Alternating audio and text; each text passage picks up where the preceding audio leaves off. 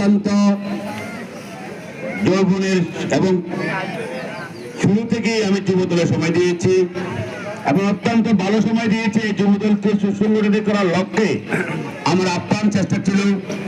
মাননীয় আমাদের এমপি মহোদয় জেলা যুবদল আবার চেয়েছে আমাকে এই যুবদলে রাখার জন্য। আমি ওনাদের থেকে অনেক কষ্ট বেরিয়ে এসেছি। আমি বেরিয়ে আসলে একজন পদপদবি পাবে বা আরেকজনকে দিলে আমি চলে গেলে আরেকজন পাবে, নিয়ম নীতি এটা। কারণ আমরা অনেক দীর্ঘ সময় সম্মেলন করতে পারি নাই।